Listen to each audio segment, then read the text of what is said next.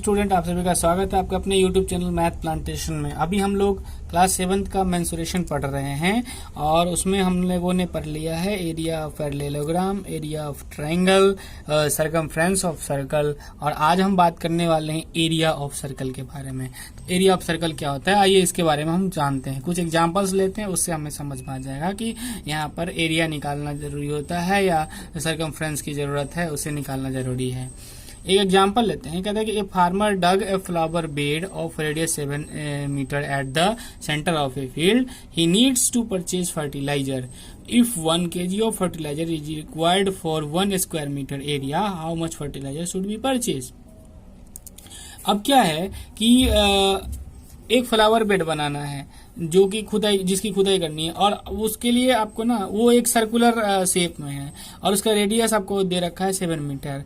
अब क्या है कि ये भी आपसे बोला जा रहा है कि उसको मतलब उसमें फर्टिलाइजर भी जरूरत है देने की, क्योंकि तभी तो फ्लावर ग्रो करेगा। तो फर्टिलाइजर का यूज होगा वो 1 स्क्वायर मीटर में 1 किलो यूज होगा।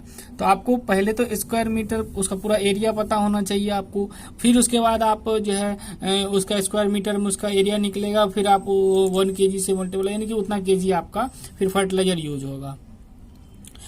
नेक्स्ट एग्जांपल कहता है कि what will be the cost of polishing a circular table top of radius 2 metre at the rate of 10 rupees per square metre. अब एक टेबल टॉप है, उसको पॉलिश करवानी है, तो उसमें कितना मतलब उसका कॉस्ट लगेगा। तो आपको पहले उसका एरिया पता होना चाहिए, उसके बाद ही आप उसको 10 रुपीज पर स्क्वायर मीटर से मल्टीप्लाई करके उसका कॉस्ट निकाल सकते हैं। तो आपसे अब ये पूछा जा रहा है कि can you tell what we need to find in such cases.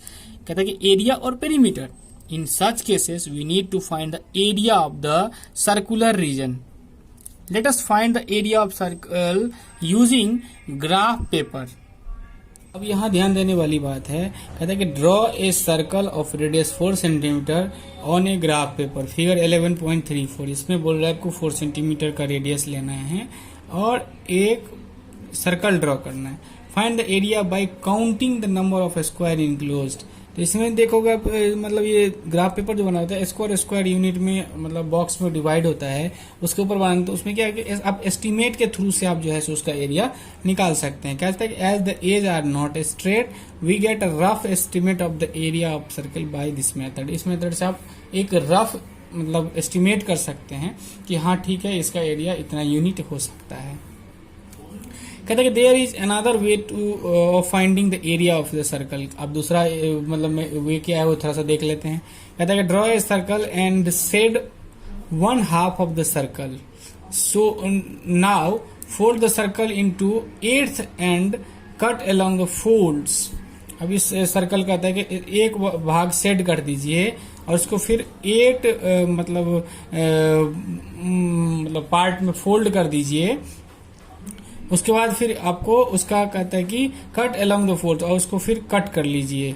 तो कहता है कि arrange the separate pieces as shown in figure 11.3। अब इस तरह से फिर कहता है कि अरेंज कर लीजिए, व्हिच इज रफली एक पैरेललोग्राम। अब ये एक रफ में अगर देखें तो एक पैरेललोग्राम बन चुका है, देख रहे हैं ना, ये एक पैरेललोग्राम हो चुका है। The more sector we have, the nearer we reach an appropriate parallelogram. As done above, if we divide the circle in 64 sectors and arrange these sectors, it gives nearly a rectangle. अब इसको 64 sector में divide करके अगर फिर से arrange किया जाए तो इस तरह से रेक्टेंगल एक बन के सामने आ जाता है।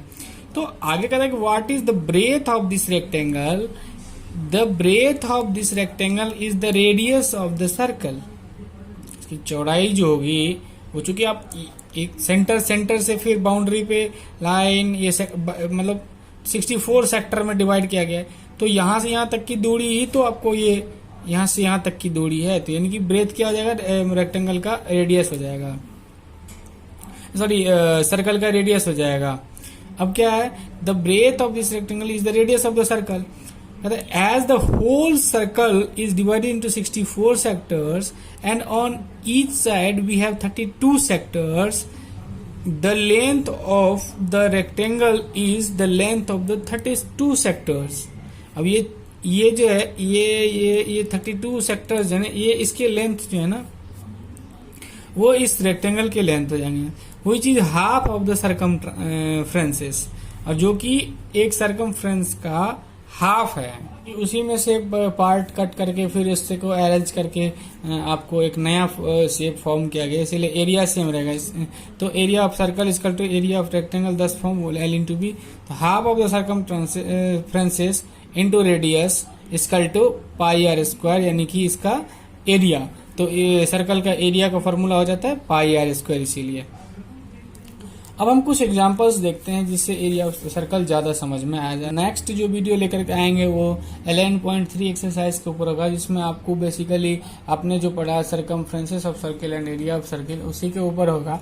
बस उसमें थोड़ा सा कंसेप्ट जो है वो अलग अलग तरीकों से आपके सामने आएगा, जिससे कि आपको और भी अच्छे तरीके से एरिया ऑफ सर्किल और मतलब सरकमफ्रेंसेस ऑफ सर्किल ज्यादा अच्छे से समझ में आ जाएगा और आपका एक्सरसाइज भी सॉल्व हो जाएगा।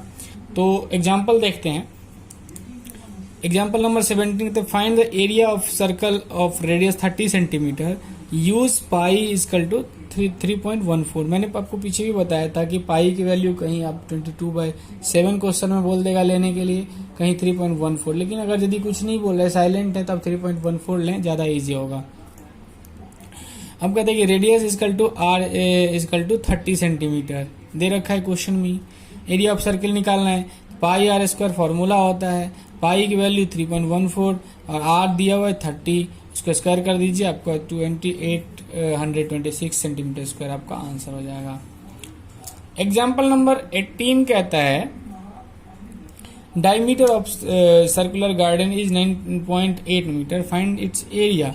अब डायमीटर दे रखा है, डायमीटर जो है सो रेडियस का दुगुना होता है, इसीलिए इसका रेडियस जो होगा वो इसका हाफ होगा डायमीटर का। तो डायमीटर 9.8 सेंटीमीटर।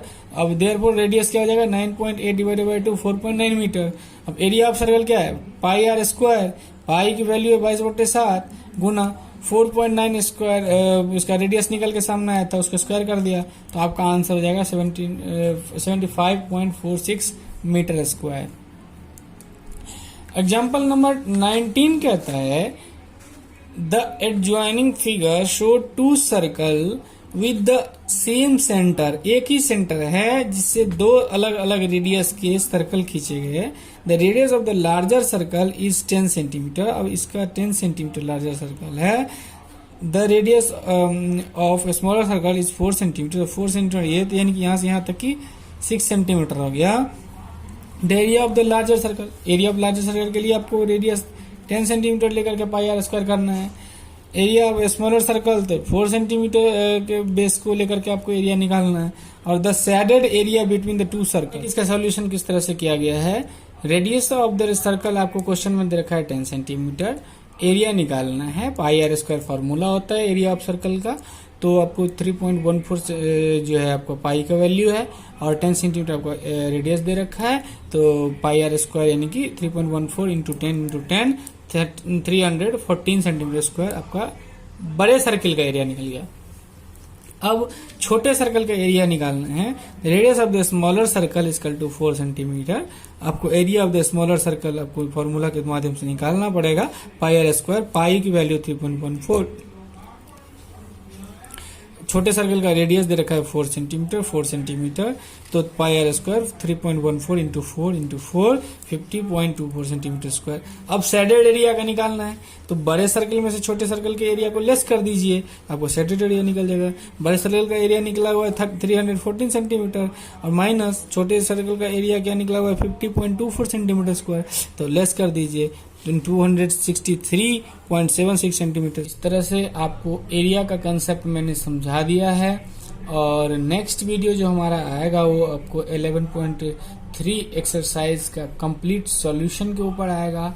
और उसके बाद एक दो और टॉपिक्स रह गए हैं आपको क्लास 7 के मेंसुरेशन में, उसको कंप्लीट करने के बाद आपको नेक्स्ट जो मेंसुरेशन का क्लास स्टार्ट करेंगे वो क्लास 8 का स्टार्ट करने वाले हैं। तो अगर अभी तक आपने हमारे चैनल को सब्सक्राइब नहीं किया है तो हमारे चैनल को सब्सक्राइब कर लें तथा बेल आइकन को प्रेस कर लें, ताकि सभी लेटेस्ट वीडियो आपको मिलते रहें। जैसे ही मैं क्लास 8 स्टार्ट करूं, आपको जैसे अपलोड करते ही आपके पास वीडियो पहुंच जाएंगे।